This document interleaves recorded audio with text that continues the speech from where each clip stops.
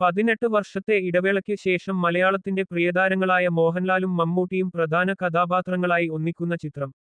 മഹേഷ് നാരായണന്റെ സംവിധാനത്തിൽ മെയ് 1 തിയേറ്ററുകളിൽ എത്താനിരിക്കുന്ന പേട്രിയറ്റിന്റെ ഏറ്റവും വലിയ USP അതാണ്. ഒപ്പം ഫഹദ് ഫാസിൽ, കുഞ്ചാക്കോ ബോബൻ, നയൻതാര എന്നിങ്ങനെ നീളുന്ന താരനിരയും. കാര്യങ്ങൾ ഇതൊക്കെയാണെങ്കിലും ചിത്രത്തിന് വേണ്ട പബ്ലിസിറ്റിയോ ഹൈപ്പോ ഇല്ലെന്ന് സോഷ്യൽ മീഡിയയിൽ സിനിമാപ്രേമികളിലെ ഒരു വിഭാഗം അഭിപ്രായപ്പെട്ടിരുന്നു. എന്നാൽ അത് തീർത്തും തെറ്റെന്ന് തെളിയിക്കുകയാണ് ചിത്രത്തിന്റെ അഡ്വാൻസ് ബുക്കിംഗ്. നിർമ്മാതാക്കൾ ഇന്നലെ അറിയിച്ചിരുന്നതുപോലെ ഇന്ന് രാവിലെ 9 മണിക്കാണ് ചിത്രത്തിന്റെ ഓൾ ഇന്ത്യ അഡ്വാൻസ് ബുക്കിംഗ് ആരംഭിച്ചത്. ചില വിദേശ മാർക്കറ്റുകളിൽ ബുക്കിംഗ് നേരത്തെ ആരംഭിച്ചിരുന്നു. പ്രമുഖ ടിക്കറ്റ് ബുക്കിംഗ് പ്ലാറ്റ്ഫോം ആയ ബുക്ക് മൈ ഷോയിൽ BMS ആദ്യ 10 മിനിറ്റിന് ഉള്ളിൽ തന്നെ 10,000 ടിക്കറ്റുകൾ വിൽക്കുന്ന നിലയിലേക്ക് ചിത്രം എത്തി. നിലവിൽ മണിക്കൂറിൽ 12,000-ൽ അധികം ടിക്കറ്റുകളാണ് BMSലൂടെ ചിത്രം വിറ്റുകൊണ്ടിരിക്കുന്നത്. ഇതിലൂടെ ചിത്രത്തിന്റെ ആദ്യ ബോക്സ് ഓഫീസ് കളക്ഷനും ട്രാക്കർമാർ പുറത്തുവിട്ടു തുടങ്ങിയിട്ടുണ്ട്.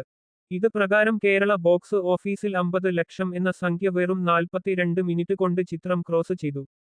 ആദ്യ 45 മിനിറ്റിനുള്ളിലാവട്ടെ ഇത് 55.68 ലക്ഷത്തിലേക്കും എത്തി. ട്രാക്കറായ ജെറിൻ ജോർജുകുട്ടിയുടെ കണക്ക് പ്രകാരം ആഗോള ബോക്സ് ഓഫീസിൽ നിന്ന് അഡ്വാൻസ് ബുക്കിംഗിലൂടെ ചിത്രം നേടിയിരിക്കുന്നത് 3.50 കോടിയാണ്. സിനിമാപ്രേമികളിൽ ഈ ചിത്രം എത്രത്തോളം കാത്തിരിപ്പ് ഉയർത്തിയിരുന്നു എന്ന് തെളിയിക്കുന്നതാണ് ഈ ബുക്കിംഗ്.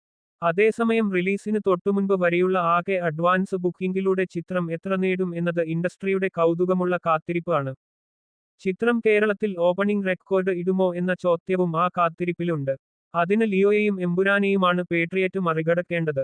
കേരളത്തിൽ ഒരു സിനിമ നേടിയ ഏറ്റവും വലിയ ആദ്യദിന കളക്ഷന്റെ റെക്കോർഡ് നിലവിൽ എമ്പുരാന്റെ പേരിലാണ്. രണ്ടാം സ്ഥാനത്ത് വിജയുടെ ലിയോ ആണ്.